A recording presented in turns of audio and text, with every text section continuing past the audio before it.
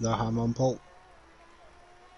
Welcome back, everyone. If you are still here with us, apologies about that. Yeah, my application crashed, which was, I don't know what happened, but we are live. I believe we're back live. I hope we are back live anyways, because otherwise we're just talking to ourselves at this stage. I can see we're live, so I think we are back live, definitely. But as Mike mentioned there, it is, of course, Yoram out on top. I'll run down the full grid order in just a second. I didn't see one-shot qualifying, didn't really know what happened, but still, it is in front of your eyes right now. It is Yoram out on top by 0.6 of a second. Very impressive lap there from Yoram. Dan there in second, from Yellow Geeson in third, Paddy there in fourth, with Legend in fifth, Elmo there in sixth. Dylan McGivern, only 7, must have had a spin somewhere out on track, that is for sure. Evil Chris and Sargate certainly had spins, I think, on their laps as well in 8th and 9th. Siege and Bradley both disqualified, both invalidated their laps, I believe. Siege, you mentioned, I think, in the middle sector, had invalidated his lap. Damiles, Roygard, and Charlie, the 14 drivers. Charlie starting right down at the back of the field. But Yoram out on top, Dan in second. Nobody saw one-shot qualifying. Yoram, though, out on top by an absolute country mile. Yep, it was a McLaren 1-2 for the majority of one-shot qualifying, and only at the end, Powdy just slightly dropped off, but it was a very close battle between Dylan and Dan for third. And oh my god, it's like being back home in Wales. It's literally the weather I think we've been having all week, here in the northeast. Well, apart from the white stuff. We've had a lot of white stuff recently, but yeah, the rain is falling out on track here in the... at least it's in the sprint race rather than the feature race, is what I'm going to say. I hope it's not going to happen in the feature race either, but we should be seeing some, hopefully, very iconic driving out on track. Let's just put it that way. The 5 red lights are now about to go out here in full wet conditions for the sprint in TML F2. Long hole, but it's right down the way we're going. Roygard gets a drive through, so does Bradley getting a drive through as well. He backs out of the way of everyone as Yoram now runs up towards the hill at turn number 1. The Mercedes backing out as well to the left-hand side. The Siege, I think, with no setup getting out of the way, but Yoram leads the way through turn number 1. Down there in second, Yellow Geeson in third. Powdy there trying to get to the inside line, gets the job done. Spinners in the background. Day Miles. Roygard, I think, also got sent round there as well by himself, but Yoram leads through the first sector. Down there in second, Powdy there in third. Yellow Geeson there in fourth. Legend and Elmo in fifth and sixth. Charlie running wide there slightly. That was Sygate as well, running wide slightly as well. There are yellow flags in sector 1 and sector 2, which I'm going to bring up on your screen right now. But in full wet conditions, Yoram blazing a trail out in front. 1.3 seconds clear from Dan in second. Paddy there in third. Looking to try and make it a McLaren 1-2. They squirm their way down the hill, especially from Elmo's perspective. He's now under pressure from Dylan McGivern to the inside line. The Williams goes on the hash, should get the job done to the inside line. And then very, very heavy spray gets the job done. The Williams through and he's into 6th. There's a yellow flag. I think Roygard has caught the bump coming out of turn number 10 and spun the car around, so he is down right at the back of the field. But Yoram leads the way. Dan in second. Yellow Geeson right on the back of Powdy there for third. Not getting the job done down in towards turn number 12. Very chaotic start, mainly because of spins out on track from everyone. Siege is trying to have a battle as well with Damiles. I think he's left the session now, so I believe he has no setup. Yoram no leads. I'm trying to re-invite Siege in there now, so you can jump back in. No worries at all. If I can't change after this, I'll just leave. Thought it was short qualifying. Yeah, it's a sprint race. I don't think the communication on our end was certainly better, as Charlie looks to try and communicate the front end and the back end to work together. Damiles has gone for another spin coming through turn number 15. Charlie, though, right on the back of Elmo, and Elmo in the end getting very, very squirmy, coming out on the outside there of turn number 19. Charlie tries to force it to the inside line, and Bradley in the end into the quick then to serve up that drive-through penalty. End of lap 1 though in the sprint. Yoram leads down in second, Paddy in third. Roygard's round again, but here is Charlie on the inside line of Elmo in towards turn number 1. And he gets the job done. Very nicely done indeed from Charlie, late on the brakes in wet conditions. Very hard to do. Very easy though. Charlie through and he's into 7th. Yeah, no, this is going to be very difficult for these guys, running so close to each other, going through the S's, the spray being kicked up from these cars. It'll be very difficult to keep it all on track and not pick up those track extension warnings. Yeah, and Mercedes as it stands as well, only picking up 1 point in terms of the Constructors fight, because it is 10-8-6 as there is a VSC out on track, and I'm assuming that is for Bradley, if I'm not mistaken. It is indeed, I believe. Let's just see. Or was it Roy God retiring in the pit lane? Might be Roy God retiring in the pit lane. Yeah, Bradley's got no front wing damage. Must be for Roy God. He's lost his front wing, I think, maybe on through turn number 19. VSC out on track. Unfortunate for the rest of the field, really, compared to Yoram. Yoram leads the way by, what, 4.3 seconds. I think that gap was around 3 seconds when the VSC started. But Yoram leading the way from Dan in second, Paddy there in third. And Yoram has had real glimpses of pace so far this season. Nothing on the scale, I think, that he has shown tonight. Maybe he's running that full wet setup. That might be suiting him so well. But Yoram so far so good out on track. Dan there in second. We get back to green flag racing. And Yoram, 2.5 seconds clear, has a very comfortable margin to play with, especially considering his teammates right on the back of Dan. Yeah, but it didn't look like the best of restarts there for Johan, losing a bit of time to Dan there. But Proudy unable to make the most of the restart. He did get very close to the back of the Alfa Romeo, but just wasn't enough for him to really launch an attack.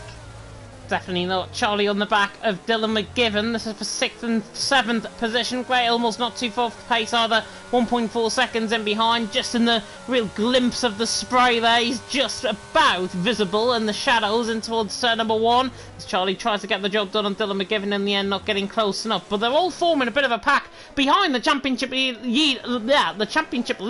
Yella Geeson. Very hard to say if you're drunk. Legend there in 5th. Dylan McGivern there in 6th. Doing a good job. But Yella Geeson there in 4th, doing a good job, and he's now beginning to pull away. Legend, I think, is the one becoming the real cork on the bottom, and all of a sudden Yellow's just upped his pace, really beginning to get on with things. Dylan McGivern, speaking of which, is getting on with things as well behind Legend for P number 5.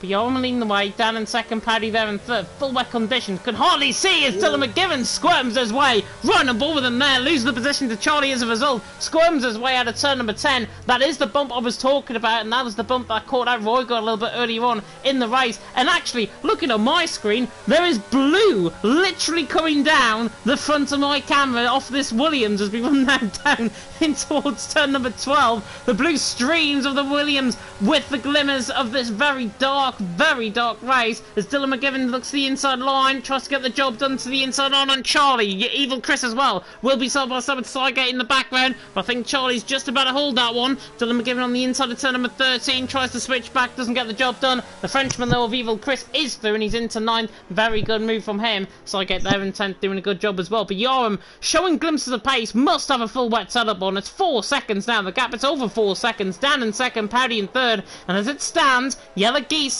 being outscored by Dan in terms of the driver's standings. That is crucial. Yep, very crucial. But as you mentioned, Yella Geeson started to pull away from Legend, which is crucial for him because he's now closing onto the back of Proudy and Dan. He is indeed, and Proudy, to be fair, is actually closing onto the back of Dan. At this stage, he's 3.5 tenths away. Of course, no DRS. It's full wet conditions. It'd be foolish, like Michael Massey in 2021, I should say. Hamilton and Verstappen in Abu Dhabi. It'd be pretty foolish, I think, to put the DRS on in these conditions out on track. Dan and Proudy, though, doing a good job out on track. He's now come through the S section, mirroring, of course, the Japan S section through 3, 4, 5, and then turn number 6. Roy God saying he had 100%, 0% grip. 0% grip for Roy God out on track, which is why he spun. Plenty of mistakes, though, in the early stages. We saw Bradley have a spin. Dave Miles down in 13th had a spin as well. Currently, as it stands, top 7 will be getting points, apart from Dylan McGivern, who, remember, has got that 3-second penalty for a corner cut a little bit earlier on in the race. The other one, I think, with that drive-through penalty was Roy God, but obviously he's out of the race. As now Charlie is on the back of Legend, running down the straight in towards turn number 12. The McLarens lead the way 1 and 3 at this stage, but Charlie in the Mercedes has to try and make this move stick. 60% of EOS to use up in towards turn number 12 as he could come from a mile back. Looks the inside line, and Legend in the end outbreaks himself slightly, gives Charlie a chance, maybe to the inside line of turn number 13, has to go all the way around the outside, and to be fair, if he pulls this one off, this will be a brilliant move, gets caught in the white line there slightly, now for the inside of turn number 15, can't find a way through though, and Charlie will have to stick to 6th for now. Yeah, that's great defending from Legend, just placing his cars in all the right places to prevent Charlie from getting an overtake done. Yeah, and look at Dylan McGivern as well, trying to snap that on the back end of the front 5, and he's really trying to get into contention as well. With that battle with Charlie happening ahead, has to try and get in. Yoram sets a new fast start the race, a 151.2. I'd be very interested to see what that comparison is towards the end of the race, because I know for a fine fact These guys in behind him are not performing at 151.2 pace, that is for sure, as Charlie's going to look to the outside line now on that Legend, round the outside in towards turn number 1, and again, traction will be favourable for him to the inside line of turn number 2, and gets caught on the bump. There is a slight bump there on the curve. They're now side by side into the S section. Legend has a bit of a snap. Charlie had a bit of a snap as well. And in the end, Legend, I think, gave him very short of room there. Charlie, I don't think, did anything wrong. I was on board with him there. I think Legend has just tried to outbrake himself. And literally the smallest amount of contact between Charlie's rear wheel, I should say, and Legend's front wing has happened. And unfortunately, Charlie there in 5th. He gave him absolutely ample amount of room. I saw really nothing else wrong with that. I was on board with Dylan, and from the car behind it looked like Legend just completely had a snap on his rear. Yeah. And he just went straight into Charlie and bounced off him. Yeah, that's what I thought. He looked towards the inside curb at turn number 5, I think it was. And that is so difficult. That is so difficult to catch the curb, obviously. It's pretty much fully wet out on track.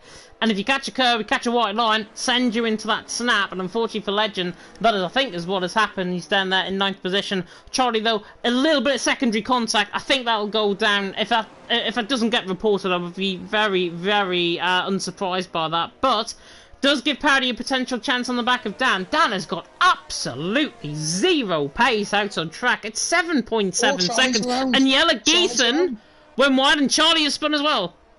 Yeah, Charlie spins around, the gust of wind strikes. It's confirmed, it's real.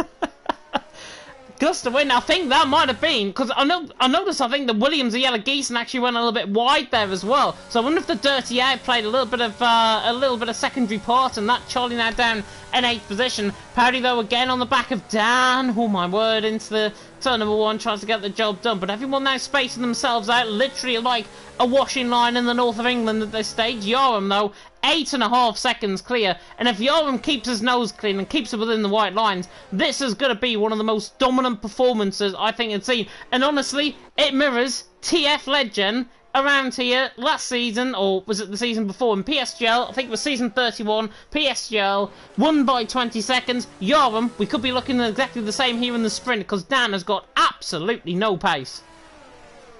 Yeah, these wet conditions, it's definitely evident that Yaham knows these conditions and how to perform around this track. Everyone else really trying to play catch up here, and the gap is evident. But the question is, can it be a McLaren front row? Can Powdy get himself ahead of Dan?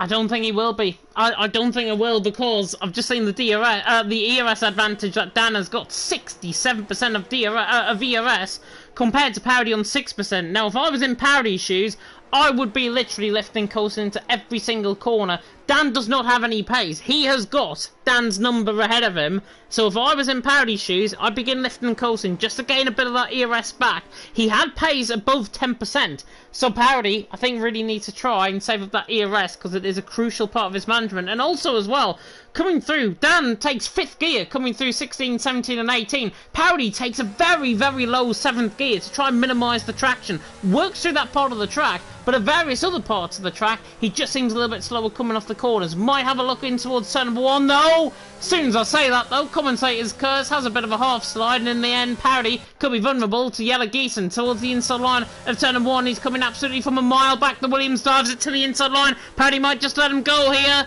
But I think Yellow Geeson's not going to get the job done. Bit of contact there on the exit of turn number 1, but Powdy did everything right in that. Yellow Geeson to the inside line. Bit of forceful thinking there, I think, from him. He's down there in 4th as Day Miles picks up the 3-second penalty as well. As Yoram leads the way 9.2 seconds. Roy got saying in the chat as well, he's 2 seconds a lap quicker than Dan at this stage.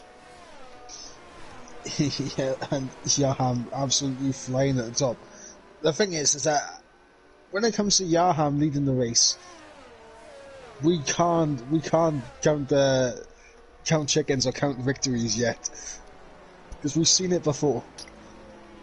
We have seen it before, and we've seen it where when Tom actually spun out the race lead yesterday. He was a second clear, just about getting the stranglehold on the race, and then the stranglehold got completely wiped out because he spun by himself, coming out of turn, I think it was turn 18 if I'm not mistaken, the third right-hander through the triple in the final sector. Spun coming through there, over-rotated the car around, and unfortunately from Tom's perspective, he was out of the race before it even begun. He did retire in the end in that race. He was leading up until that point. I probably think he would have won if it wasn't for that as well, as Charlie is on the back of great Elmo this time. Elmo, Charlie trying to make him look like a Muppet out on track. You'll get that reference if you're old enough. Charlie on the back of Elmo to the inside line of turn number 15. Elmo goes very, very deep. And do you know what? Charlie, if he's got balls, he'll go around the outside of 16, 17 and 18 here. And do you know what? He's exactly going to do that. Round the outside he goes. And that is fantastic with the traction. Beautiful stuff from Charlie. Worldy move. Charlie Thurney's into 6th. That man does have balls in the end.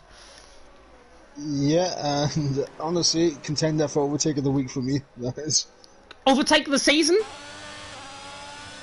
Ooh. It's up there. It's a word in the shout, I think. It is worth a shout, as Evil Chris now is on the back of his teammate running up towards the hill at turn number 1. Paddy now applying a bit of pressure to Dan. Yellow flag in the middle sector, or the final sector is Daymars, who I think is going slow. Not sure if he's going to retire the car at the back of the field. Yeah, he's got no front wing on the car. Wouldn't be surprised if he does retire into the pit lane. He, however, though, is still going, which is good. He has had a real string of DNFs this season, and that is another one to his name as soon as I say that. Yeah, and you hate to see it. Like, Di Miles with the string of DNFs that he's accumulating so far, he's actually on to beat my record, and I don't like that. He is on to beat your record. He is on to beat your record, and it's even worse because he's also Welsh. Yeah, I know. Oh, Sygate to the inside line! Oh my word!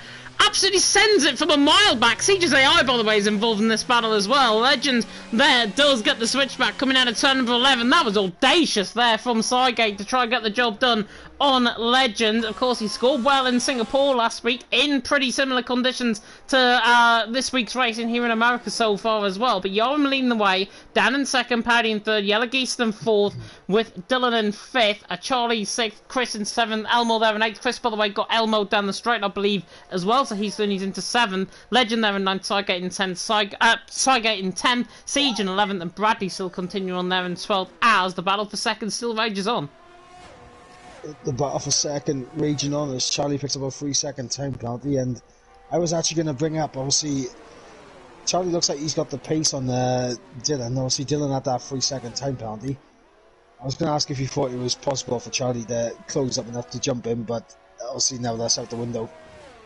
Yeah, definitely so, indeed, as Yoram still puts that stranglehold on the race, 10.2 seconds out on track. Whether or not he's running a full wet setup or running a half setup, or whether this is just pure pace from him and looking to try and claim a TML F1 seat next week, it will be pretty good regardless. He has to back that up though in the feature race, and the feature race normally is where he struggles, normally where he just gets that one bit of throttle and spins. Literally, it's happened every single race I think that I've seen him, that I've certainly commentated on this season.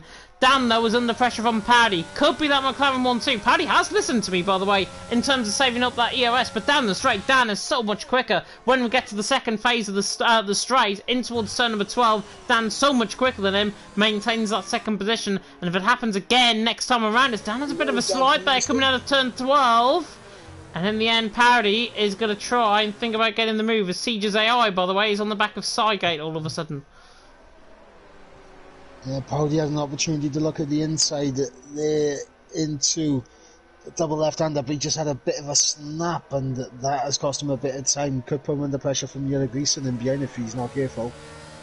It could, and Parody has a much thinner exit coming out of turn number 18, basically saving every amount of ground on that car and on this track as well. But Yellow Geeson, bit of a slide from Dan, bit of a slide from Parody, puts Yellow Geeson, championship leader, in contention to try and outscore his team, his nearest rival in the championship. Final lap of the race here. Yoram, as long as he stays within the white lines, he can pick up a 5-second penalty if he wants to. He still leads the way from Dan there in 2nd, Paddy there in 3rd. Not really an audacious move from Paddy in towards turn 1. Didn't really want to risk it. This is the time though where he really needs to think about saving up that ERS again. Dan has had to use up a bit of his battery. Bradley is spun coming through turn number 16 there as well. But Powdy is doing a good job. Is he going to try and secure this McLaren 1-2 in the sprint, or is it going to go to the feature race? And then we have that battle between potentially Yoram, Dan and Yellow Geeson, which I'm very much looking forward to. Powdy, though, much better coming out of turn number 9. Down the hill and towards turn number 10. Battle for second is on. Yellow Geeson, I'd count him out of it at this stage unless they have a spin. Oh my god, Powdy's nearly went too deep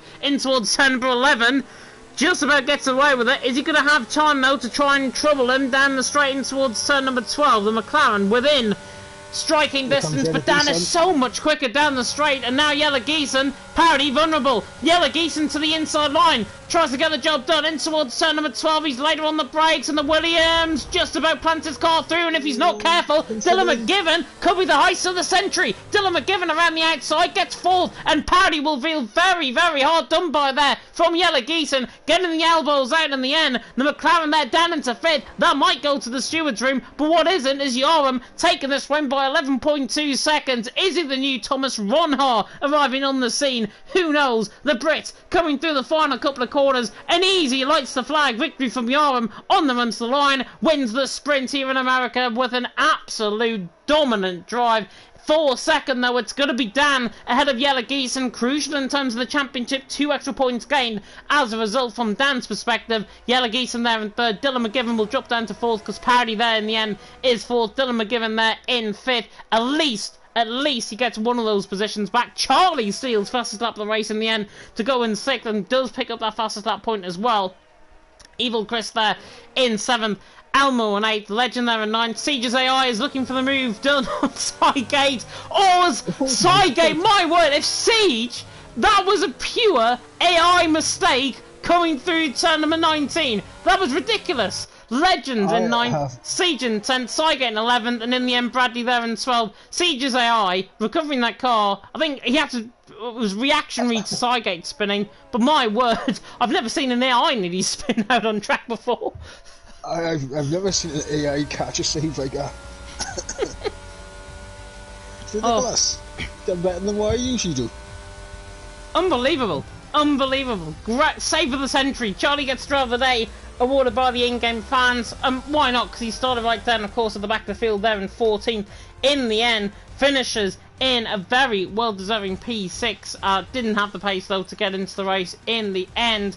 Points, by the way, wrong on the right-hand side. In the end, the first 4 actually stayed the first 4 out on track. Yoram took the win from Dan there in second. Yellow Geeson there in third. Powdy there in fourth. Dylan McGivern there in fifth. Charlie's fastest lap, I don't think actually counts. I think it's for the feature race it does count, however. There in 6th, Evil Chris in 7th, Great Elmo there in 8th, Legend in 9th, Siege there running off the top 10 in AI mode. He might not get the points for that. Sidegate and Bradley, though, did finish behind him, so he probably will get the points, I think, as Damiles and Roygaard were the 2 DNFs out on track.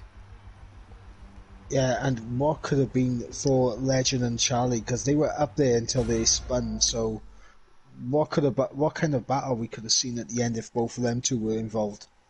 Yeah, it was a fantastic battle. Fantastic racing, I think, between them. Obviously, hopefully there's going to be no blue screen this time. Hopefully everything is going to be okay.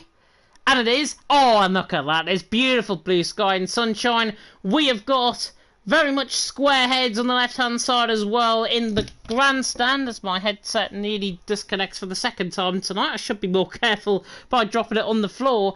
But we are going to get some really good racing. It is beautiful blue skies and sunshine, and that means now, Mike, everyone should be on an even playing field, which is good. Yep, even playing field, and let's see if Yarham's pace in the wet can translate in the dry, or whether it was a pure wet setup he was using. People saying as well in the division, in the F2 chat on Discord, driving in the wet is so hard, absolutely no grip. Bradley had no grip as well. And Yellow Geeson saying not for Yoram. Not for Yoram. Yeah, Yoram made that look pretty easy. But whether or not he can back it up remains to be seen. The 5 red lights are now going to go out for the feature race here in the United States. And it is. Lights on, away we go, and Yom gets a very, very good start. Down off the start line as well, but Yellow Geeson is stronger. Might looks to the inside line at turn number 1, and here comes the Williams to the inside line on the mediums, and gets the job done into the lead of the race. Brilliant stuff from the championship leader to take the lead in towards turn number 1. Yom was right there though, tucked in the rear wing, coming through turns 2 and 3. Everyone I think is clean off the start, which is good to see. Through the S section for the first time, bit of a spin I think in the background. Bradley and Roygard certainly having a bit of a moment in towards the S section, leading up onto that though. Brilliant racing between them both. Yellow Geeson leads, Yoram in second, Parry in third. Cleanest start I think we've had in F2 this season. Everyone on a different compound tyre as well, mostly on the mediums. Yoram, Parry, Dylan, Charlie and Bradley being the exception rather than the rule. They're on a set of hards. There's side by side action in the background as Legend Ron in the back there. Chris gets the job done in towards turn 11. Day Miles was very late on the brakes there as well. And also happening further up the field is the Williams of Dylan McGivern, trying to attack the back of Dan I should say, in towards turn number 12. In the end, doesn't get the job done. Brilliant start by all though. Brilliant racing so far. Legend looks the inside line on Elmo. Sygate looks the inside line and Chris. Could see a 2-for-1 move done. And it is indeed. Sygate tries to go around the outside. The Frenchman that hangs it on the inside line, catches the curb through 13. Should be Sygate's move. And Sygate gets the job done. He's through and he's in tonight. And now Roygard's coming from a mile back to try and get the move in towards turn 15. Doesn't. Might though, hanging around the outside and be Braveheart. Around the outside he goes. Roygard. Brilliant stuff around the outside. Might get 2-for-1 if he's lucky. He's going to get 1. And Roygard's through and he's into 10. Brilliant racing so far at F2. What a start as Day Miles has spun in the background, catches the curb at turn 19. Yellow Geeson leads. Yarman second. Parry in third. And that might be the best first lap I think we've ever had in TML F2. That was stunning stuff. Yeah, that was absolutely fantastic from top to bottom, all the way down. Fantastic racing in the first lap. Yellow Geeson though, up into first, and he's already trying to build that 1 second gap. Yeah, and the thing is as well, the only thing that ruined, I think, that first lap was Day Miles spinning it through to 19. Literally the only thing that went wrong with the first lap. Yellow Geeson, however, realised how quick Yoram's pace was, decided to opt for the medium compound tyre. Probably the wrong strategy to be on, if I've got to be honest around here. I would have preferred hards mediums, if I've got to be honest, as Roy got a spun coming through turn number 9. So that is him round at the top of the hill, at Leclerc Hill, famously with that sunset moment in free practice last season. Roygard though was spun, no front wing damage on the car, he's just purely, I think, lost the grip there through the corner. Dan now on the back of Parry, is he going to lunge and move in towards turn number 12? You bet he will. Fakes the move though, and I think it's going to be Parry there for P3, Dan and P4, but already beginning to stretch itself out, and Parry is in a bit of bother here. He's got Dan and that set of mediums in behind him, and Parry should be looking rather behind him than ahead, I think. Yeah, I think if the McLaren's going to do a little bit of teamwork, they really need Johan just to slightly back off so Proudy can have DRS. But as it currently stands, as I think Johan just absolutely caught his car, and now Proudy's back in DRS. And speaking of catching his car as well, I think Chris has spun through turn 18. I'm not sure if there was a secondary incident and all of that, but Chris has spun left side turn and plate damage on the car. Sygate, I don't think was close to him, as Roygard has gone as round as well. There's literally zero grip out on track at this stage. Sygate continues on. I think that was just a mistake by himself. Chris continues into the pit lane, however, left side and plate damage on the car. Roygard is still continuing on, and Day Miles is continuing on at the back of the field as Evil Chris has had enough. He retires in the pit lane. Don't blame him, to be honest. One spin can really knock your confidence around here, can really knock the pace out of you, and Chris has been solid all season. Unfortunate not to be, he's left the session, but he will be back stronger. I know for a fine fact he will in a couple of weeks' time. Of course, round 9 is going to happen next week, and that is, of course, going to be at the fantastic Monza, Autodromo Nacional de Monza for round number 9, which I will announce, of course, in the chats after tonight, as Yellow Geeson leads from Yorman second. There goes Dan, absolutely Castaigne his way on the brakes in towards turn number 12. Literally shocked me as if he was shot out of a cannon. Dan Dooney's into third. Very impressive stuff. Yeah, Dan gets ahead of Proudy. Now this is crucial for him to close up as quickly as possible onto Johan. So as you mentioned, the hard tyres are probably the better tyre to be on early in terms of a race strategy, so he needs to make these mediums work, get onto the back of Johan and try and close up the Yellow Geeson. He can't afford his championship rival to get too far away. Definitely not, but the problem is now with Dan, he's out of DRS range to Yoram, and he's not going to gain that back very quickly. If it's like TML F1 last night, drivers went too aggressive on those medium compound tyres, then it came to hurt around lap 8, lap 9 into that stint, and they had to be forced essentially into early pit stops as Roygaard is on the back of Sidegate looking for the move in towards turn number 1, perhaps up the hill. Very close to the rear end there, the Alpine for P number 11, but looks to the outside line. Tiger will defend to the inside line. Nonchalantly, I think it will be, however. But Roygaard turns off the DRS. Think he's got the job done. Bit cocky, but he does get the job done from Roygaard. I wasn't entirely sure he got the job done there. But Roygaard doing his into 11, Sidegate there in 12. And Dan has him really close in on the back of Yarum, who I think was briefly within DRS range there. However, he has not got DRS because the detection point is coming out of turn number 10. On the run down the hill and towards turn 11, there was a yellow flag, and Dave Miles has spun once again through the S section. That might be him done for the night, but he is doing a good job there down in 13th and still has to continue on because there are points available, and the minimum amount of points that people can put up at this stage are, I believe, if I'm not mistaken, 7 points. Yeah, actually it'll probably be 8 now because Siege still isn't in the session, so his points won't count unless he can try and get back in the ASAP. But I don't think he's up for it just for the fact that he will have a default setup now. Yeah, I don't blame him, to be honest, as well. I think, as I say, it was poor communication from my end, from Roygaard's end, I think, in terms of informing the drivers, because I had to be reminded as well, it was actually a sprint race. I didn't realise it was a sprint race coming up this week as well. So even the best, even the league directors can get a little bit confused from time to time as Roygaard is around again, coming through turn number 17 at Verstappen corner. Not sure if he's got damage on the car, maybe a bit of slight left side end plate damage on the car. I think there is a broken winglet, if I'm not mistaken, on the left hand side. Continues on though. Damos has gone for another spin out on track. Is that going to be him calling it into the pit lane? Yep, it is. Damos into the pit lane, the Welshman. Unless he's going for a fresh compounder tyre, he may as well retire in the pit lane here. And that is another DNF for Damos, quickly catching the record of Mr. Mike here in the commentary box. Disgraceful behaviour. Imagine being from Wales and trying to beat my record. That's terrible. It's terrible, terrible. It's what the Welshies have in each other's blood. I think is what we can definitely say from being out on track. Damel's there in 13th though, out of the race. Unfortunate for him, another DNF. Sometimes you have to ask the question, why does he even turn up for most races? And to be fair, he turns up, he tries his best, but when he DNF all the time, there is that question and that nagging doubt, really, I think, over you when you've got to try and prove yourself. And at Day Miles, I'd like to challenge you, definitely, to really challenge yourself. Challenge yourself. Put you in the perspective. If there's only 12, 13 drivers again next week, there is guaranteed points. People forget that. There is guaranteed points here in TML F2, right the way down to 19th position. So therefore, as Elmore's now gone for spin coming through turn number 18, therefore every single point is up for grabs, and if there's a safety car in this race or a VSC in this race, and Day Miles would have been at the lead of the race, then all of that could have been to play for. Yeah, and see, I'm actually going to put this out there as well. Like, I mean, when there's points all the way down to the last, you don't really want to come into the pits and retire. That's the last thing you want to do, because every point does matter.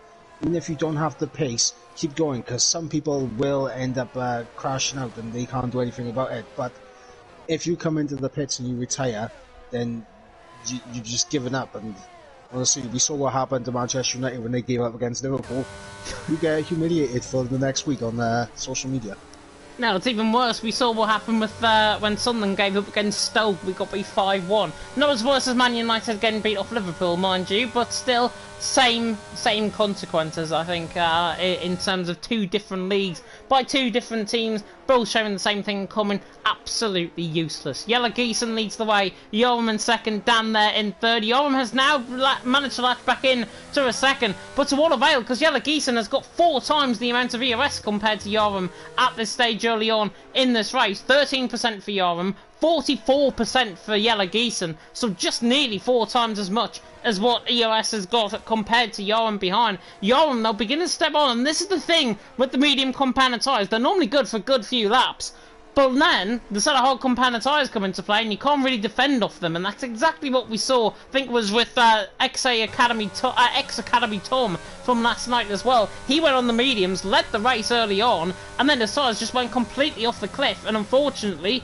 that is what happens when you go on a set of medium compound tyres around here, as Siege's AI is about to be overtaken by Great Elmore. Thought there was going to be a move done there, and then realised he was in AI mode. Charlie, though, on the back of Dylan, perhaps could be a move through the S section. Quarter way distance, by the way, here in TML F2. If you are tuning in at this stage for TTML EML Challenge Cup, that will be live in around 5 minutes' time, I think I've seen on the chat. Oh, is that Powdy has spun coming through turn number 9. Powdy spins coming turn out of turn number 9. One part of that throttle, one catch of that throttle sends the car spinning. Unfortunately for Powdy, there in 7th. I think Bradley had to back out of that because he was rejoining circuit. As now Charlie looks on the back of Dylan McGivern to the inside line, running down the straight in towards turn number 12, and that's easy for Charlie. Surely going to come across into the braking zone to defend the position.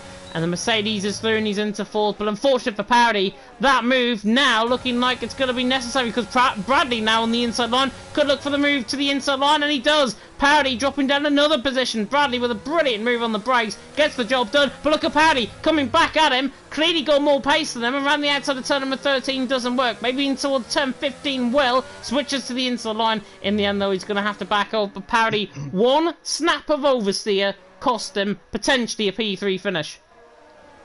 Yeah, and that's exactly the small margins can cost you so much on a circuit like this, and we see how much it's cost Powdy. We saw in the sprint race how much it cost Legend and Charlie.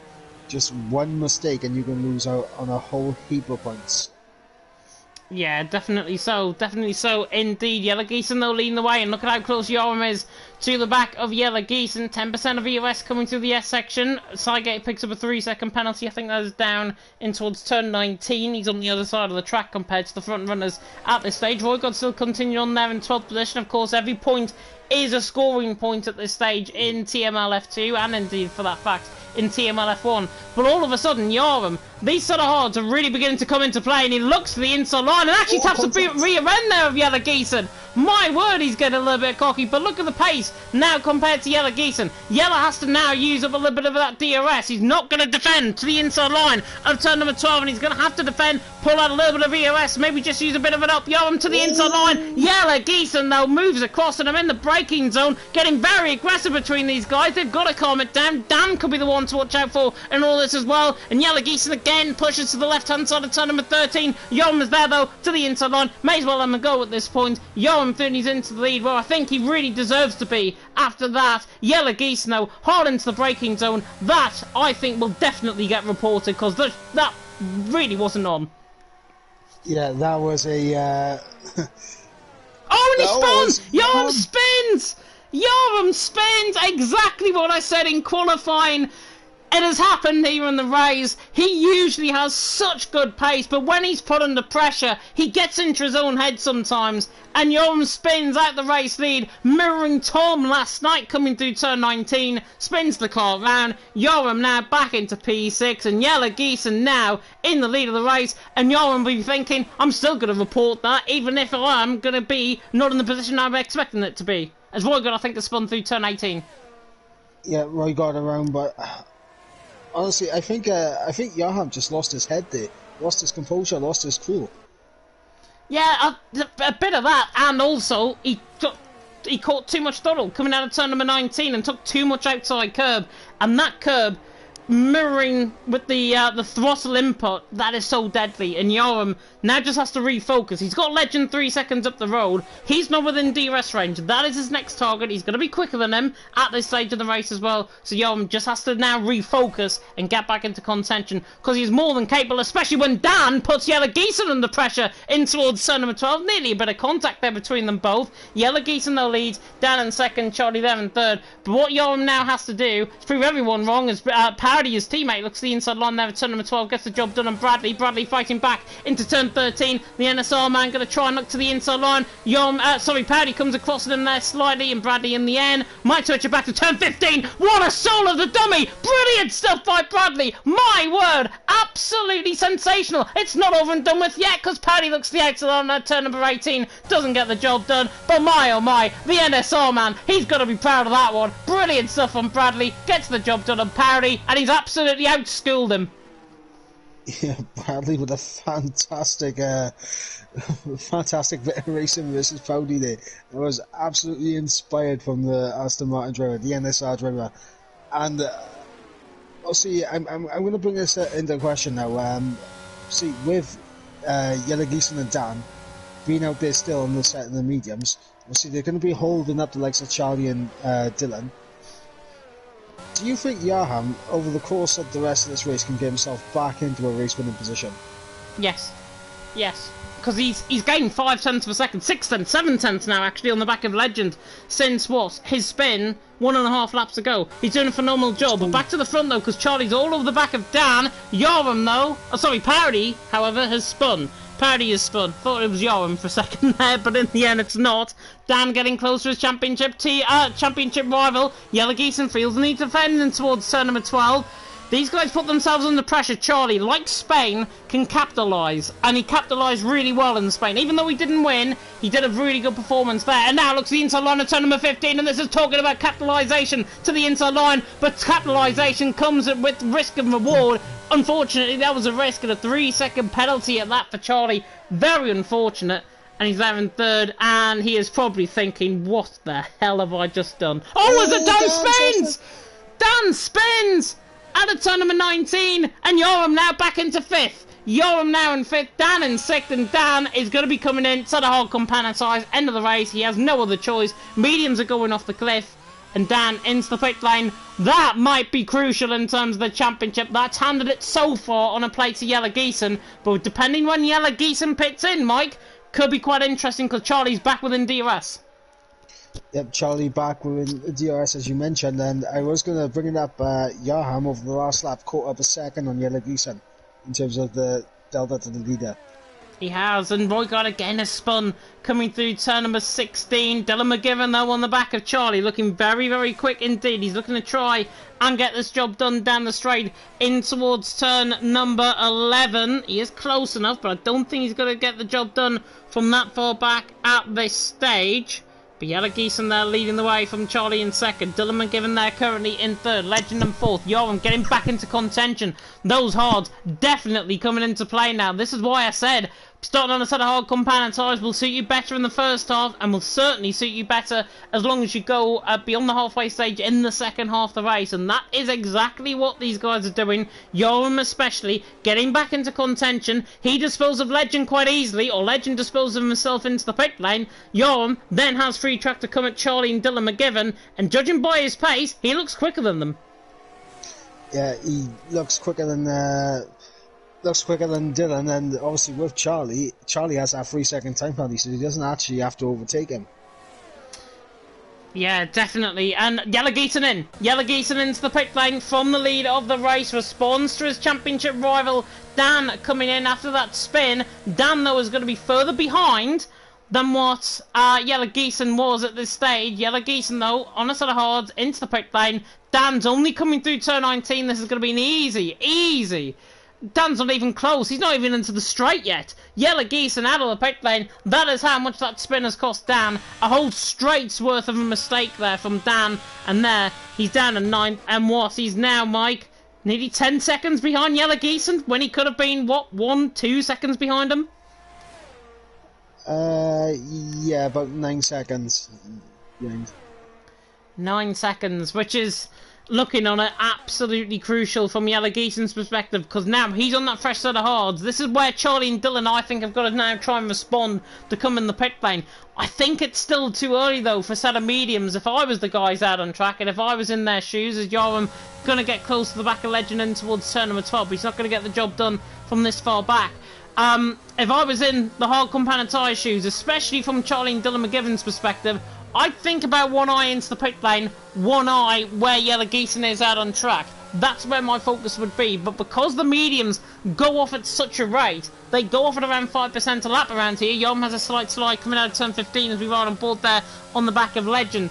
But with that 5% differentiation, basically they've got to take it a little bit further than necessary, and both of them exactly doing that, and they stay out on track to give themselves a better chance later on. Legend, however, though, is in. Yeah, and this will be crucial now for Charlie, Dylan. Yaham would have already seen the gap to Yellow Geeson, but this will be crucial information now for both Charlie and Dylan.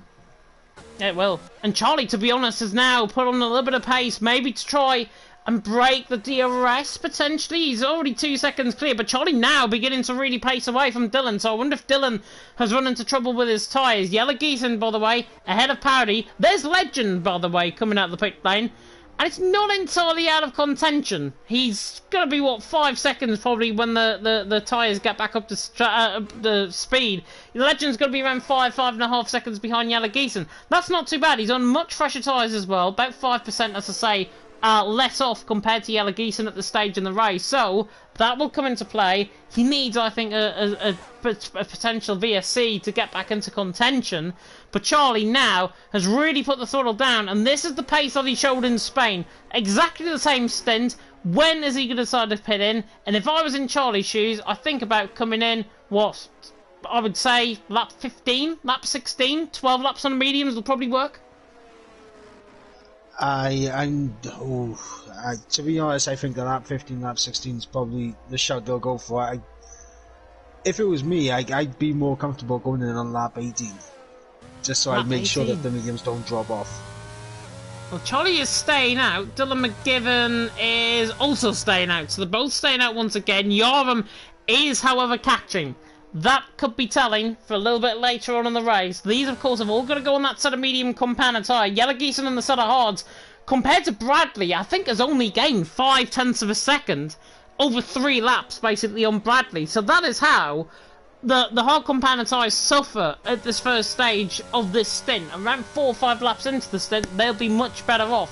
But Yellow Geeson has pretty much got a lot of ERS to use up. It depends on that ERS, really, how much he's actually going to gain. He has a slide, I think, coming out of turn 1 and lose a bit of time. Charlie now, though, beginning to gap him. The gap between them both is 19 seconds, just under 19 seconds, 18.9 seconds out on track. That is pretty much exactly the time a pit stop takes around here as well, about 19 seconds. So on pit lane exit, potentially, Charlie, Yellow Geeson, when Charlie decides, and if he comes into the pit lane this lap, could potentially be side by side coming out the pit lane. Yeah, I was going to say, Yellow Geeson hasn't really been closing in on Charlie in terms of the delta that we've been looking at, but I have noticed that Dan has been closing in. Yeah, Dan has been close. I'm sorry, I was yawning there slightly. I'm sitting next to a very warm radiator, put it that way. Is Dan there in 8th? Has not got the fastest lap of the race so far. That's currently in Yellow Geeson's court, 37.6. But look at the gap again. Charlie is managing this race really well indeed, and still stays out on track to give himself that best chance on that set of mediums. If I was Yoram, and I was about to say that, if I was Yoram, I'd come in, sort of put a set of mediums on, and then force them to make a pit stop ahead. That is a smart call from Yoram. He's going to be in and around his teammate when he rejoins out on track, in and around Legend and Dan in that battle. And if Yoram comes out ahead of Legend and Dan, who both had spins out on track, that would be absolutely ideal for him. On a set of mediums, where is he going to be? I think he might actually split the both of them coming out the pits. There is Powdy, right hand side of the track. He's behind him. Is he going to be behind Legend? Legend in towards turn number 1. There he is, coming out the pit lane, Yoram. And Yoram is ahead for now. Legend, though, with much quicker tyres, are going to try and get him now. Coming through the S section, through that first sector split. But by the time the first sector ends, Yoram's tyres will pretty much be up to temperature. And the mediums look like that is perfect from Yoram. Ahead of Legend, ahead of Dan. Brilliant call from Yoram, and now he's back in this race. Yeah, and of course his teammates not going to fight them too much, and see, for Legend, he's going to enjoy having a bit of DRS just to break a little bit further away from Dan. Yeah, and he's got low EOS as well as Legend. Yom has got 5% more compared to him, so you can easily defend that position down the straight. I wonder if they're going to do a bit of a swap potentially down the straight. Powdy looks to the left-hand side, just to give him a bit of slipstream. Is he trying to actually split him out of slipstream running down the straight? If so, I really hope they're in a party together. If not, they're working for each other, it seems. They're working individually against each other. But Charlie, into the pits. Here he comes, into the pit lane.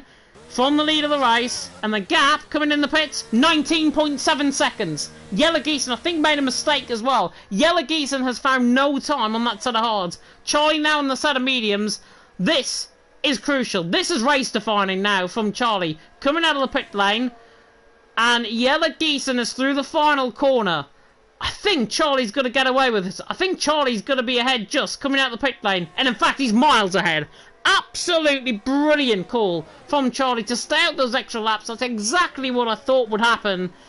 And Charlie now out of the pit lane. He has got that penalty, that 3-second penalty for corner cutting, which he could get looked into, could get it removed. If he does, he's definitely on for the race win.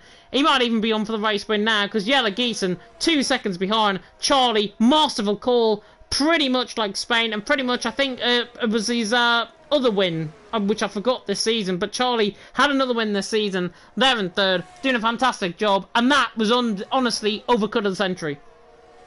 Yeah, that was fantastic work from Charlie on his hard stint.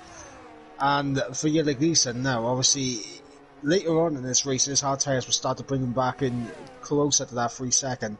Now it's all about not losing too much time, but if he looks behind him, Yaham, on those mediums, definitely will have the pace to close up. So it's a case of, can Yaham catch and battle Yellow Geeson enough that Charlie won't be too concerned come later in the race when his tyres drop off.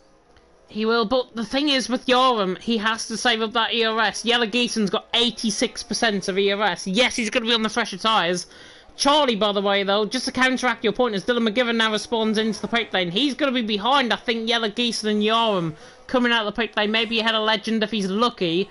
But Charlie, coming to the final corners, now 3 second clear. To counteract your point, I think Charlie will be miles ahead compared to Yellow Geeson at the end of this race. It's already 3.2 seconds. If Yellow is serious about this race win, he's going to put that ERS on right now, because Yoram is right on the back of him. There, by the way, is Dylan McGivern, right on the exit of the pit lane, and he's behind Yoram coming out the pits. That is ideal from Dylan McGivern's perspective, but looks up in towards turn number 1 and has already lost DRS, so that was a bit foolish from Dylan on the brakes in towards turn number 1 out of the pit lane. Now splits himself out of DRS range. He has got 10% fresher tyres at this stage. Yoram, though, a man possessed on the back of Yellow Geeson. And talk about turning negative into a positive. He had a spin earlier on in the race from the lead of the race, and now he's going for an EP2. Yellow Geeson has got literally zero response to this. Yoram is coming into this race, serious contender potentially for a podium. And Charlie, up the road, 4.2 seconds. That 3 second penalty I don't think is going to matter, but Yellow Geeson, with that much more ERS as that side gate is spun in the final sector. Yoram has to try and respond to this. He's got the pace through the corners. This final sector will be telling if he gets the move done in towards turn 1. Yeah, Yaham absolutely closing up to the back of Yellow Geeson now, and hopefully this time he'll be a lot more respectful than the previous time. Oh, I thought he was going to go for the moving towards turn number 15. Oh, and my word, he did. He goes into the back of him. Yellow Geeson is just so slow. And now coming to the triple right-hander. Going to go for the move to the inside line. Max Verstappen-esque from Yoram. Brilliant stuff.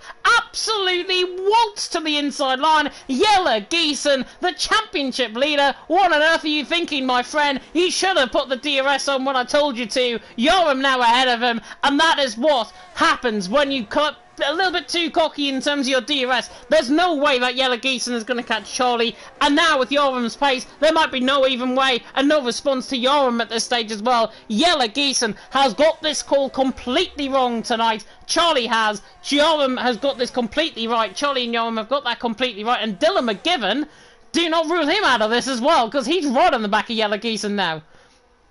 Yeah, Dylan, that was a question of will Yellow Geeson move out the way of his teammate? I don't know. It's protection of the driver, the championship standings. I mean, yes, I think he should, because Dan is actually just about to go for the move on Legend, I think, in behind. So if I was Yellow Geeson, I'd enact letting them through, see what pace he's got. If he hasn't got any pace, swap them later on in the race. As now Dan is going to waltz past Legend, surely down the straight here and towards turn number 12, gets the job done. Sygate has gone around once again, but Dan there in 6th, Legend there in 7th, getting the job done, Dan. And now he's got to enact that, I think now, for Yellow Geeson's perspective, just to protect himself against Dan. It's 5 seconds, it's 5.7 seconds the gap roughly between Yellow Geeson and Dan. So he's got that advantage to play with later on. Sygate going for another spin out on track. Charlie, by the way, is actually going for the race lead out on track now as well, because Bradley still hasn't came in the pit lane. Yeah, and you got to wonder what Bradley's strategy is. He's trying to go all the way to the sauces, Dylan, almost into the back of his teammate.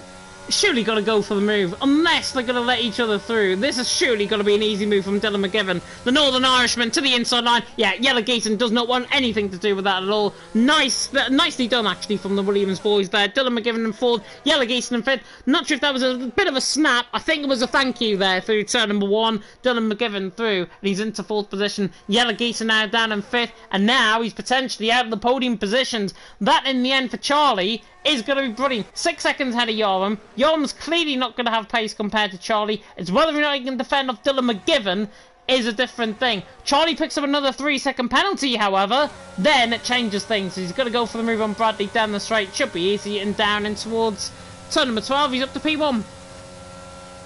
Charlie getting through into the race lead. I was going to say a good thing about Dylan being ahead of Yellow Geeson now is, of course, that DRS. Yeah, and Dan 4.4 seconds behind. To be fair though, Dan had always good straight line speed coming through the corners in the sprint and coming down the straight in the sprint. So therefore Dan has got to be very, very wary of that, I think. In there in 6th, he has got pace down the straight. He is lacking in the corners though, and that is why I think Yellow Geeson, as soon as I say that, he nearly goes for a spin there through turn number 12. Yellow Geeson though, in 5th, has got that advantage of GS. He stays within a second of Dylan. He is laughing all the way to the bank a little bit later on, but Charlie is now, what, 6.5 seconds clear of Yoram, about 6.6, 6.7 seconds. It is absolutely turned into a domination out on track. One thing that might change things though is the safety car, and if I was in Bradley's shoes right now, I think about coming in and jumping ahead of Powdy, because the gap between himself and Powdy is 25 seconds. Bradley's easily going to be in 8th position if he comes in now. Bradley definitely needs to be thinking about that pit stop now. I don't know what his strategy is, whether he's going to go for a set of softs. I think that's all he can do now. Well, he did this in... where was it? Was it in France? I'm tempted to say. It was a couple of weeks ago. Bradley did exactly the same. He was in the lead of the race, went forever, held up the leaders, and then came into the pit lane and was absolutely nowhere towards the end of the race. This is exactly what he's doing tonight. However, on the flip side, he's going to be getting 8th position no matter where he goes. If I was in his shoes, I'd come in, I wouldn't go set of softs, I would go set of mediums, and he's got to think about his fuel as well, which I think is why he is staying out on track, just to try and conserve that little bit of fuel, because if he runs out of fuel, worst possible thing to happen around this track. Charlie leads, Bradley 2nd, Yoram in 3rd, Dylan McGivern in 4th, Yellow Geeson 5th, Dan in 6th, Legend in 7th, Powdy in 8th, Elmo in 9th, Siege in 10th, Roy got 11th, Sygate there in 12th. If you do want to tune in, by the way, for more action on League Racing TV, I can announce as Bradley stays out on track. I can announce that certainly. But what I can announce as well is we've got the Esports Challenge Cup on right now for 10 of the best teams on PC. Little bit of a delay, everything being sorted out there, but it is good to go. Everything now out on track in Bahrain. So you want to see the likes of Nardi Perez, Miltos Carroll for Leaders, Fisher Zoo, Legend Rosenberg for Talent Factory, Tacha Hardy for Talent Factory, and as well as somebody called, I'm just trying to have a look at a very unpronounceable name, in Bartosz Szaliński. I hope I've got that right. You can have a watch of that right now on the channel, League Racing TV. And you can go and watch that right now, which I think is probably going to be the most popular on a Friday for quite a while. Yep, as now Yellow Geeson has lost DRS to Dylan. Now, if Yellow Geeson... oh, he's managed to pick it up again. He hasn't. No, he's outside. Now, this is going to be big now. Does Dylan back off and make sure Yellow Geeson keeps DRS? No. If I was in Dylan McGivern's shoes, I think more teams, because Dylan has got 2 lap fresher tyres compared to Yarum. I think he's got to focus on himself rather than on the team basis, and rather than working with Yellowgeeton to try and maximise the potential result. Because in my eyes, the potential result is either going to be 3rd and 4th or 2nd and 4th, and I think it's going to be more 2nd and 4th, with Dylan McGivern running so far wide out of turn number 19. I don't know how he's got away with that, to be honest, coming out of turn number 19. But Yarum is slowly going to come back to him, a lap upon lap. Bradley holds him up this lap around. Dylan McGivern is laughing. Yellowgeeton has got no pace now. I think he's decided to back off, so he might be listening to us in the chat. Dylan McGivern has got more pace than Yellowgeeton. Why wouldn't you want to use that up? As Yellowgeeton there, in 5th, will hold the championship lead still over Dan. It will only be a gain of, I think, 1 point over Dan in the feature race. Sprint race, of course, Dan gained, so I think actually Dan gains a point potentially as it stands. But Bradley now is going to be the real cork in the bottle. If he holds up Yarum down the straight here and through the entirety of the final sector, Dylan McGivern will be within a second before this lap ends. Well, we're going to find out now, and I think it's going to be a simple one. It's going to be a simple one. Absolutely try to think of that as being a potential battle out on track, but in the end, Yarum gets it done very easily indeed. Bradley, though, switches to the inside line. Thought he was going to risk it there, but he doesn't, and Yarum there in 2nd, Bradley there in 3rd, doing a phenomenal job out on track, with Dylan there in 4th, Yellowgeeton there currently in 5th position, but Charlie leading Yarum in 2nd, Bradley there in 3rd. As I say, Esports Challenge Cup, it's only Nathan Richards doing commentary there, I believe, tonight for Esports Challenge Cup. Might be in Esports Challenges eventually, probably before me, but Charlie leading the way, Yarum in 2nd. Yarum is getting a little bit closer, but now Bradley coming into the clutches of Dylan McGivern, or rather the other way around. Dylan on the back of Bradley through the final couple of corners. Bradley still continuing out on track. And that gap now between himself and Powdy has now evaporated. That gap is only going to be a couple of tenths when he comes out the pit lane.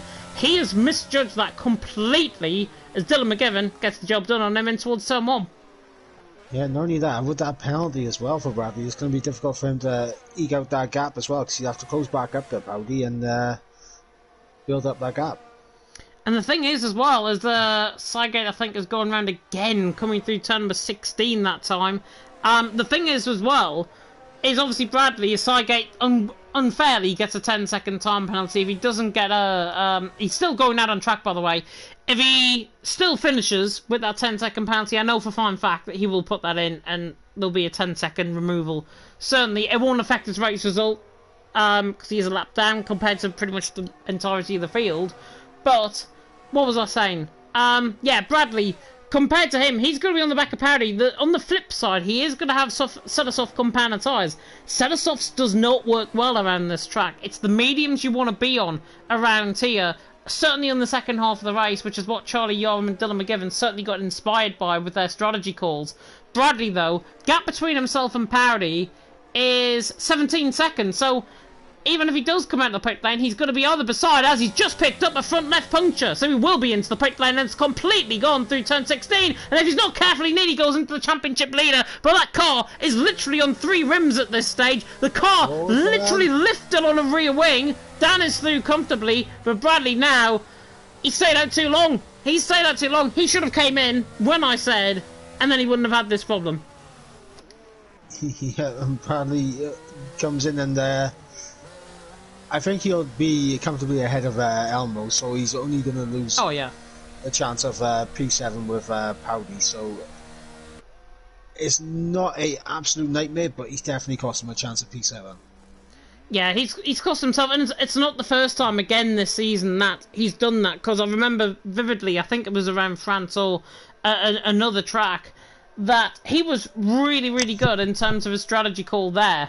But then he went too long into the race. It was like Charlie in Spain when he famously went 10 laps longer than what I even would have done there. Speaking of which, I think Yarum has just spun through turn 11. He has, and he's lost his front wing.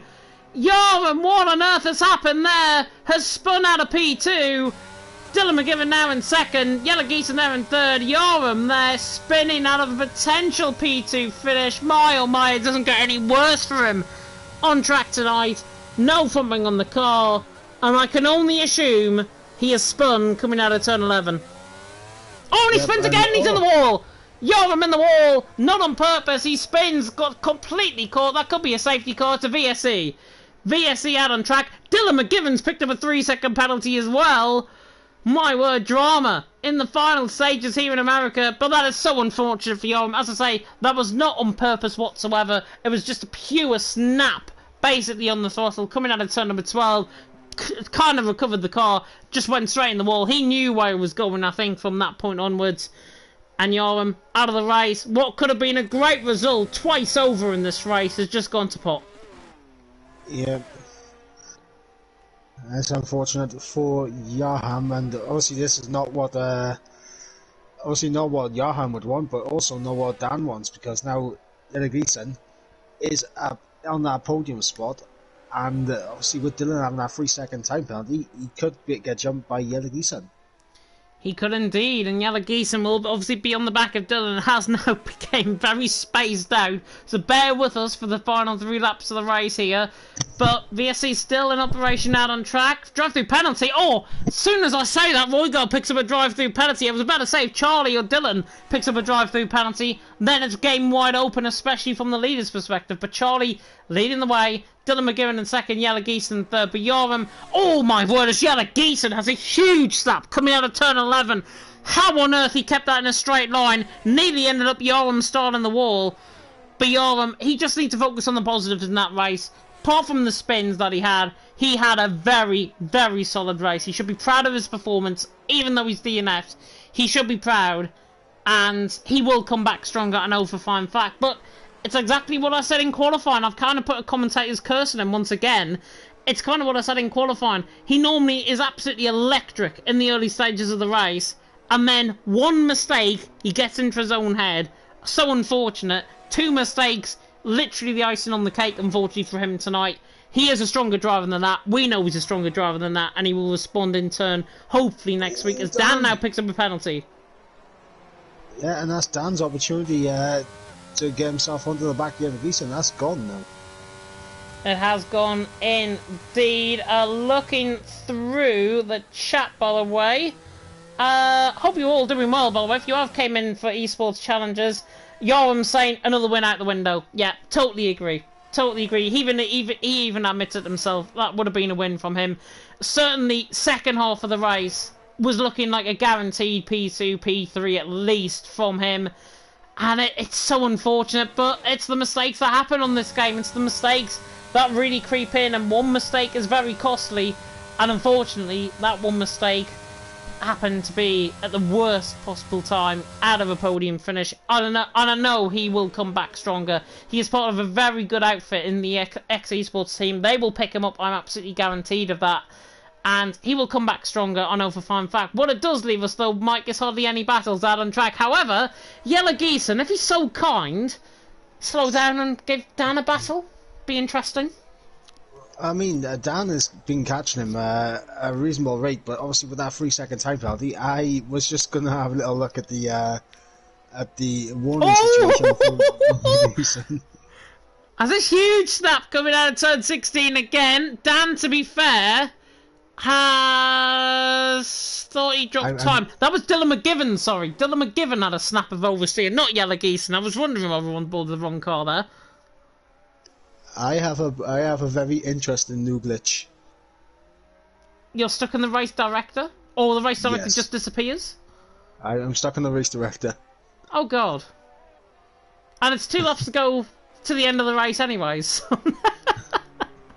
I am stuck on board with Dan with the race director covering the screen. Oh god. So can you not even get rid of it? No, I can't go back. Oh my word. I know with me, when I've checked the race director in the past, it just disappears because I run crossplay. So, yeah. Game broken, needs fixing ASAP. Charlie leads, Dylan in second, Gleason third, Dan there in fourth, fixed on board with Dan's view. On the back of Gleason is my co-comms, so I'll try and take you through the final 2 laps of the race. Hopefully we don't get a blue screen of death or anything like that on the final lap, which will really cap off, I think, our night. But Dan is closing in, as Mike mentioned there, on the back of Yellow Geeson. And this is the thing. He's much quicker down the straight. This is why he's been gaining the time. This is why Yellow Geeson is vulnerable going on to the final lap of the race. This is crucial as well. Dan potentially could put in a steward's report, get that 3-second penalty removed, and then it's fair game. It is literally a championship battle, literally scoring any amount of points possible. Yellow Geeson in third, doing a phenomenal job. Dan in fourth, but Dan is eking closer. If this race was a bit longer, I think it would have been a different result. But Charlie goes on to the final lap of the race out in front. 8.8 seconds clear Dylan McGivern. They're guaranteed P1 and P2. However way you look at it, they could pick up another penalty and they'll still be fine. Yellow Geeson there in third, 7.4 seconds behind. The closest battle out on track is Dan, as I think Roy God had a spin further down on the back of Siege. Was looking to try and get that job done, but Dan and Yellow Geeson third and fourth, doing a good job. Charlie though leads 9.5 seconds, and Dylan McGivern I think has upset defeat, or he's just made a really bad mistake out of turn number 1. Yeah, I think possibly a bad mistake. Also, another thing to keep in the back of our heads, obviously the incident with Yaham and Yellow Geeson earlier on in this race. If that's reported, Yellow Geeson could end up finishing this race behind Dan.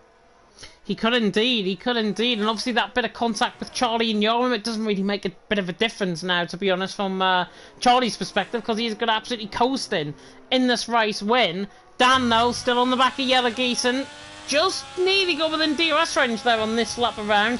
Again, another lap, I think it would have been different, but Charlie, you cannot take anything away from him. It has been a stroke of genius, I've got to say, in terms of his strategy call. It has been a fantastic strategy call from his perspective as well. And he comes around the final corner. He could run out of fuel and still win this race. That is how dominant he's been in the second half. Didn't look back, transitioned onto that set of mediums. The crucial strategy worked. Charlie, through the final corner, is a multiple race winner in TML. Fantastic from Charlie. Takes the race win. Roy Gard picks up a 3-second penalty. He won't care about that. He comes across the line to finish in 10th. Dylan McGivern, though, across the line to finish in 2nd. A race that could have been, from his perspective, Yellow Geeson and Dan closing all the way to the checkered flag, but Yellow Geeson will come out on top in 3rd. Dan there in 4th. Very crucial, because Yellow Geeson gains back those points on Dan, and in the end, Yellow Geeson swings his advantage his way, as opposed to Dan. I think it's by 1 point the swing of advantage is from Yellow Geeson to Dan. Paddy there in 6th, Bradley there in 7th. Bradley, to be fair, Yoram DNFing out the race in the end, got him 7th position, was catching in the end on Powdy.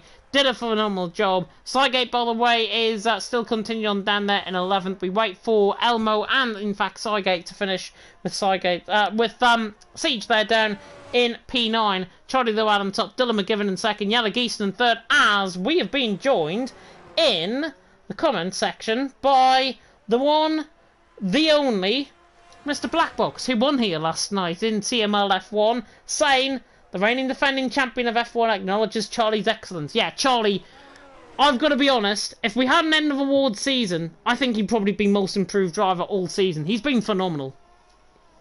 Yeah, Charlie has been absolutely fantastic this season. There have been a couple of races where 1 or 2 mistakes have crept in, but you can't deny the pace improvement that Charlie's had over the course of the past couple of seasons has been impressive. Definitely so. Bradley's saying as well, I just did an all-for-nothing strategy. That's what it was. And he gets Driver of the Day award above in-game fans, which I think is better than nothing. From that is for sure. Gets that 7th place finish as well. Good performance from his perspective and good solid drive, and gains him those extra points. Plenty of spins out on track favoured him as well. But Charlie takes the race win out on track, and it was a phenomenal race from his perspective. He now nonchalantly walks to the top step of the podium, and Charlie, with a man and a mission to try and get him into the championship fight. That race certainly has brought him into that championship fight. Gains on Dan, gains on Yellow Geeson, takes P1. Mercedes still leading the constructor standings. Best thing that could ever happen to the Mercedes. Yep, fantastic result for Mercedes, but double podium for the Williams, and that is definitely going to be difficult to catch them. It will indeed, and I'm going to have a look actually, because I think I might have said that wrong. I think it's Williams leading the constructors. It is, yeah. Mercedes does gain a little bit of ground though on Williams, even despite that 2nd and 3rd place finish. Great racing though out on track. We'll run through the full race results, of course, of the feature, which I am now completely... Oh, there we go. I'm completely stuck on. I don't know what happened there. Charlie, though, takes the win from Dylan McGivern there in second. Yellow Geeson in third. Dan there in fourth. Legend there in fifth. Paddy there in sixth. Bradley, by the way, fastest lap of the race. Dills get that extra point as well, so he does wrap up that 7th position. Elmo there in 8th. Siege in 9th. Voidguard in 10th. Saiga in 11th. Did finish as well. Siege's points will depend on whether he does get the points. Maybe so. Maybe so. I'd certainly give it to Maximum Attack where he finished P12 last week, so I think him finishing P9, a couple of drivers behind, might be okay. Yoram there, unfortunately, down DNFing in 12th, Daymars in 13th, and Evil Chris in 14th, also DNFing. Out on track. Charlie takes the win though, Dylan McGivern in second, Yellow Geese in third. Judging by the state of your voice and the state of our voices, do you want to do interviews tonight, or do you want me to do them? I'll let you do them if you want to do them. I'll be happy to. I will be very happy to indeed. Charlie's asking for interviews, so I will get them in. I'm just going to go blue screen for a second. The right kind of blue screen, certainly. Oh no, I can just go on the play together thing and then just invite him in. Should be okay. I've got the top 3, I think, haven't I? Yellow Geeson is 1. Who's the others? Charlie and Dylan McGivern.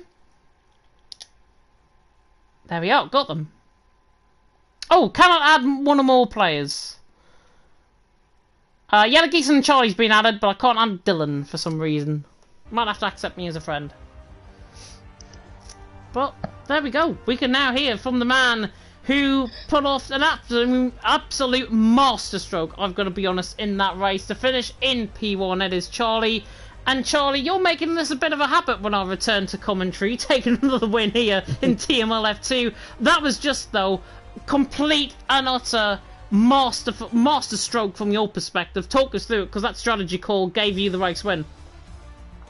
Yeah, I won't lie, I was expecting Yele to actually gain time on me on those brand new sets of hards, but it turned out even lost time, even though my hards were worn out as well. But to be fair, I did push a bit extra to try and stay ahead. And I thought the gap was like 19 seconds in this pit lane, but no, it's more like 17, since I had about a 2.5 second gap to him whilst I left it. But Yarham, obviously, he could have won that one, I reckon. He just got very unlucky with the spins, and I believe there was an incident with him in yellow, but I'm not quite sure about that one. But yeah, once I saw him crash as well, I saw 4 yellows, and I looked in the pit lane to see if there was a safety car, and was literally thanking God for not giving out a safety car, because if that came out, that would have been the win completely out the window. Yeah, and fortunate for you, the safety car didn't come out in the final stage of that race, and you did manage to pick up that P1 finish. And, I mean, talk about the sprint race as well, because the sprint race, you, I think, got disqualified, if I'm not mistaken, or you made a mistake out on track and then just DNF'd in one-shot qualifying where the stream went down, so we didn't actually see what happened. But Charlie there, you obviously qualified in last position, picked up 6th, of course, in the sprint, and then came alive in the feature. Perfect weekend, I think, from your perspective, apart from not winning the sprint. Yeah, real quick, if race, will the penalty be added onto the sprint or the feature? It'll probably be added onto the feature, I would say. Oh, potentially. No. Might be one for the stewards, though. Okay, I better hope it's not reported then. Well, whoever it is that is watching with open arms, potentially in the chat here, or potentially on YouTube, probably thinking, yeah, I'm going to report that now. I'm going to really report that now. Mean, I think I have a big enough gap for it anyway, still. Because it was like 10 seconds, I think. You do indeed. You do indeed. Yeah, 10.2 seconds, so yeah, even if you get a penalty, I think you'll be fine. You'll be keeping the race win. You didn't really do anything wrong, unlike our man who finished in P3, which I'll come on to in just a second, because I certainly am not happy with his driving. But, of course, Charlie, you took the race win. Going into next week, of course, it is Monza, which I'm delighted to report, and I'll announce that in the announcement chat in both TML F1 and F2. Monza next week, how do you think you're going to get on around there? I don't know. Obviously, the last time I raced there, I won, but not in the best of ways. It's not a track that I really enjoy in this game. I don't think my pace is quite quick enough there. Not even to be on the podium, I reckon, next week. The pace isn't quite there at Monza. but as long as if I somehow find myself on the podium, I'll be pretty happy as I can continue the streak then, hopefully. Yeah, I think it'll be a solid result, hopefully, from your perspective. You like Monza, I know, so hopefully it will be a strong track, and hopefully you'll be here once again next week. If I'm here next week, then you'll be here as well, which hopefully is going to be the case. Go and enjoy your evening, Charlie. Yeah, you too. Thank you for the comment, Anne. You are very welcome indeed. We will now move on to the man who finished in P3 in the end. Of course, that is Mr. Yella Geeson. And Yella, first and foremost, what on earth was that move down and towards the braking zone of turn number 12? I'm very interested.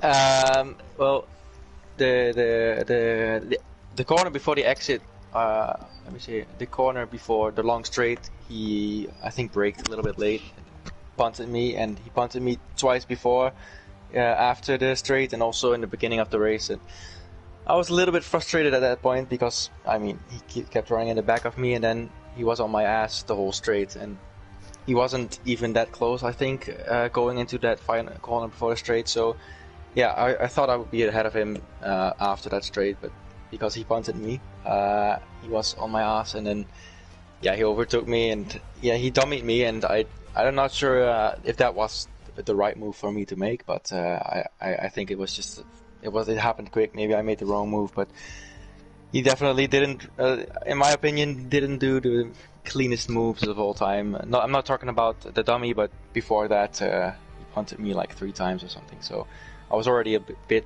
how do you say, aggravated with him. So I think that's the reason why I still went to defend at that point.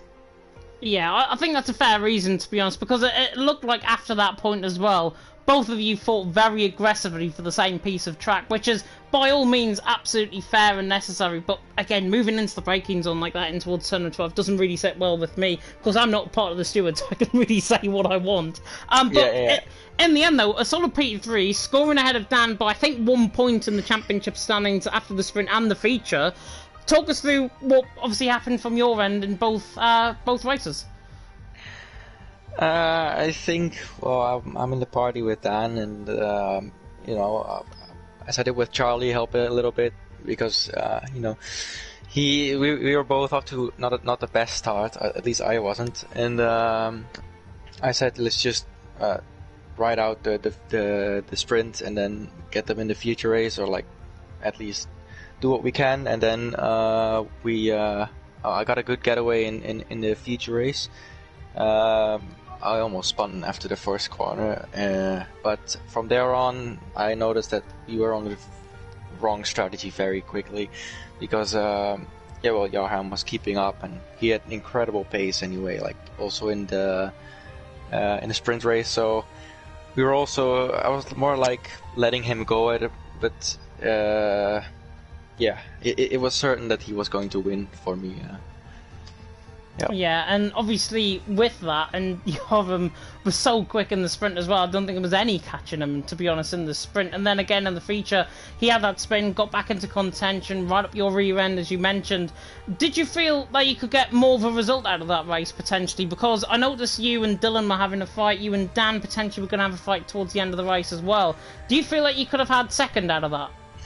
No, I don't think so. I really think the strategy ruined. I looked at the Formula 1 race yesterday, and they started on the mediums, I think. At least I just jumped into the video real quick, and then they were mediums, so I was like, I'll go mediums, because I didn't really plan out the strategy that much. But yeah, it was the wrong strategy after all, and I think this is all I could get out of it. Also, maybe not even, because Dan spun as well, I would have gotten P4, I think.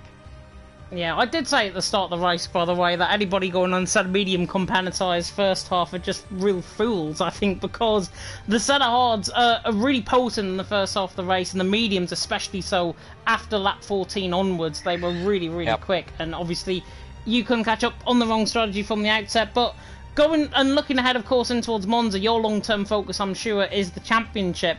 Ahead of Dan still going into Monza next week, how do you think you're going to get on around there? I like this track, but that doesn't mean I'll always be the quickest or anything like that. But yeah, I like the track. It's a lot of straight, and everyone will most likely have sort of the same strategy. So it really comes down to racecraft, and well, I hope I'll do well there. So, and it's championship wise. Yeah, Dan is second again, which is nice for him. I heard a lot of frustration from his side in the party, so it's nice to see him be a little bit more consistent, because in the beginning of the season he would make a lot of mistakes, but he's doing good now. And yeah, Charlie's also gaining a lot the last 2 races, so he's been doing pretty well. So it's been nice seeing some guys do better, and then a little bit more competition, which is also nice, I think. Yeah, it's really nice because you put each other really under pressure. I think obviously you're the best of friends, obviously being in the same party together, and hopefully that friendship maintains. Hopefully it's not like Verstappen and Hamilton 2021, but need I say, and need I go there? Probably not, but still, it might end up like that. Go and enjoy your evening though. Yeah, thank you.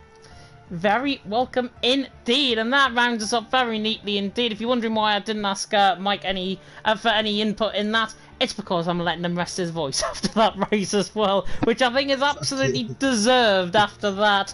My word, he needs to freshen it up for sure for next week, and hopefully he'll be feeling 100% better. But that is the end for tonight here for TMLF2. A night's worth of action that has been really, really well received as well as TMLF1 last night. If you do want more action and more Formula 1 action at that as well, the Esports Challenge Cup is literally coming towards the end of qualifying, and I'm literally going to ride on bob with that. In fact, they're in the race right now, and it's Luka Mosky leading the way, Taicho Hardy in second, Legend Rosenberg there in third. So if you do want to watch that, it is live right now. Nathan Richards doing the commentary there, of course, alongside Mr. Moore Games. So if you want to watch that, you can do indeed. 34 of you are watching, which I'm delighted to report, and hopefully there'll be more coming on the way when we end here in F2. Big thank you, Little Mike, for joining me in the commentary box. 75% fresh, hopefully 100% fresh next week after recovering from the illness, of course. But we will end it off here. Thank you so much for watching, and until next time, next week in Monza, goodbye.